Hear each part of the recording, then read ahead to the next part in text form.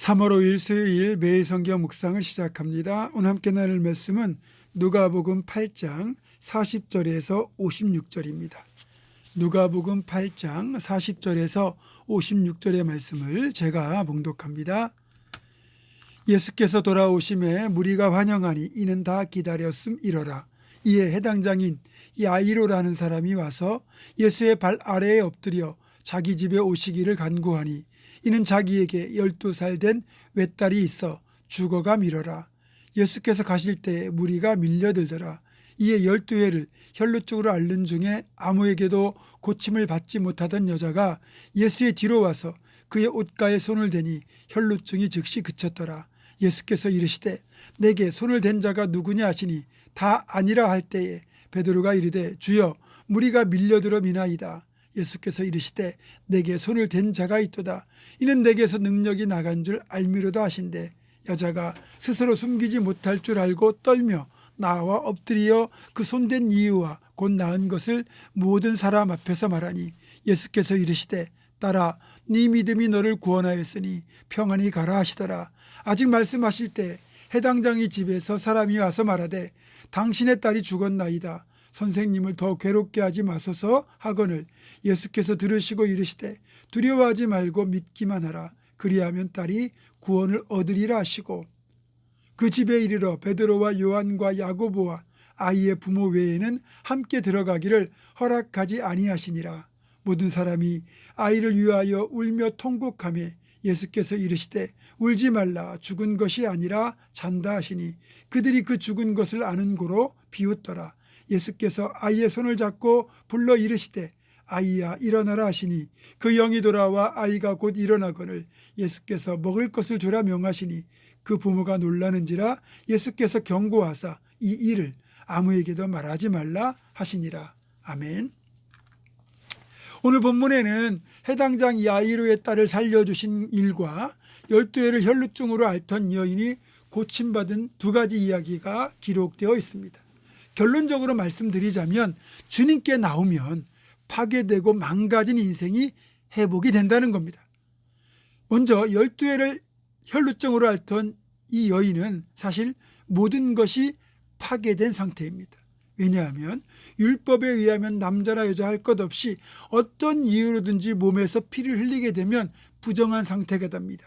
이런 상태에서 타인과 접촉할 경우 접촉한 상대방까지 부정하게 되죠. 피를 흘리는 것이 일시적인 것이라면 유출이 끝나면 정결을 회복하게 됩니다. 그러나 유출이 멈추지 않고 지속된다면 계속 부정한 상태가 되기 때문에 더 이상 공동체 속에서 살 수가 없습니다. 이 여인과 접촉하면 가족들마저 부정해지기 때문에 가족들마저 이 사람을 멀리하게 될 겁니다. 왜냐하면 부정한 상태에서는 공적 예배, 공동체 모임, 제사 등에 참석할 수 없거든요. 마치 나병에 걸린 사람처럼 취급당하게 된다는 말입니다. 예를 들면 우리가 일반적으로 심각한 병에 걸리게 되면 가족들의 지극한 관심과 배려를 받게 됩니다.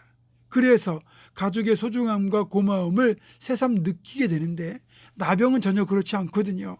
집에서도 그렇고 공동체에서도 그렇고 알아서 떠나주길 바라게 되는 철저히 외롭고 힘든 고독이라는 또 하나의 고통이 추가되는 겁니다. 본문의 여인이 앓고 있는 혈루증, 이 유출병 역시 나병과 동일한 취급을 받는 질병입니다. 그러다 보니 이 여인의 경우 병을 고쳐보겠다고 사방팔방으로 노력했을 겁니다. 병행 본문인 마가복음 5장 26절을 보면 이 여인이 병을 고치려고 하다가 수많은 의사들에게 괴롭힘을 당했고 더불어 가지고 있던 재산까지 약값으로 또 치료비로 이런저런 비용으로 다 허비했다는 사실을 알 수 있습니다. 결국 가정도 깨졌죠. 관계도 파괴되었죠. 물질까지 다 사라졌고 건강마저 망가진 이 여인. 세상적으로 보면 가장 밑바닥까지 추락한 인생이라고 할 수 있습니다. 이런 상황에서 다시 예전의 복된 삶으로 회복된다는 건 거의 불가능한 일이죠. 그러나 딱 한 가지 회복될 수 있는 방법이 있습니다. 그건 바로 예수 그리스도께로 나아오는 것입니다. 감사하게도 이 여인이 살고 있는 지역에 예수님이 오셨다는 소식을 듣게 되었고 이 여인은 자신의 병든 몸, 수치스러운 상황을 다 무릅쓰고 주님을 찾아 발걸음을 옮겼습니다. 병약해진 몸이기에 한 걸음 한 걸음 발걸음을 옮길 때마다 고통이 밀려왔지만 그녀는 포기하지 않았습니다. 드디어 사람들에게 둘러싸여 걸어가고 계신 주님의 모습을 보고 그녀는 용기를 내어 주님의 옷자락을 만졌습니다. 주님의 옷에만 손을 대어도 주님께서는 자기 형편을 아시고 고쳐주실 것을 믿었기 때문입니다. 그리고 그녀가 그렇게 믿음을 가지고 주님께 손을 대는 그 순간 머리부터 발끝까지 전기에 감전된 것처럼 자신의 몸이 새롭게 되는 것을 느꼈습니다. 혈루증의 근원이 마른 것을 느낄 수 있었습니다. 깨끗하게 고침을 받은 거죠.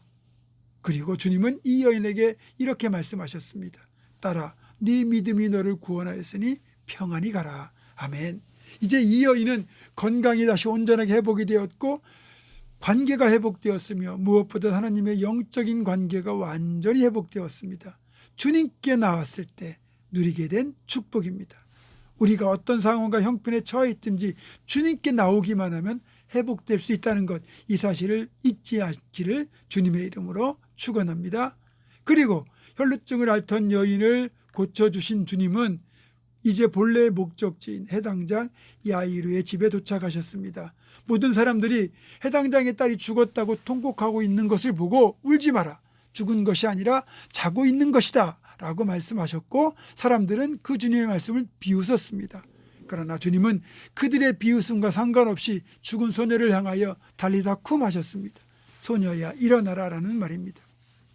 놀랍게도 죽은 소녀가 벌떡 일어납니다. 살아난 거죠. 그리고 주님이 먹을 것을 주라고 하시니 이 아이가 음식을 먹습니다. 혹시 유령인가 생각할 여지를 없애기 위함이죠. 많은 신앙인들이 몸은 살아있는 것 같으나 영혼은 병들어 있거나 죽어 있습니다. 이런 신앙인들을 향하여 사실은 나 자신을 향하여 우리를 향하여 우리 주님은 지금도 달리타쿰 일어나라고 말씀하십니다. 사랑하는 성도 여러분, 영혼의 잠에서 깨어 일어나야 됩니다. 그래서 주님의 부르심 명령 앞에서 순종하여 새로운 생명으로 살아가는 우리 모두가 되기를 주님의 이름으로 축원합니다. 기도하겠습니다. 믿음으로 불치병을 고쳤던 혈루증 여인, 그리고 주님의 말씀 따라 달리다쿰 하셨을 때 일어나 그렇게 새 생명 얻었던 이 소녀처럼 아버지 하나님, 우리가 믿음을 가지고 주님께 나아가서 넘어진 자리에서 회복의 은총을 누리게 도와주시고 또 주님이 일어나라 말씀하실 때 기꺼이 순종하여 일어나서 하나님께 주시는 새로운 사명을 향하여 달려가는 우리 모두가 되도록 주여 도와주시옵소서. 예수님의 이름으로 기도하옵고 이제는 우리 주 예수 그리스도의 은혜와 하나님의 사랑과 성령의 교통하심이 믿음으로 주님께 나아갈 것과 주님 말씀하신 대로 일어나서 다시 한번 힘차게 믿음의 길을 걸어가기로 굳게 결단하는 사랑하는 모든 성도들, 이들의 삶과 가정과 생업과 앞날과 우리 교회 위에 지금부터 영원토록 함께 하시옵기를 간절히 축원하옵나이다. 아멘.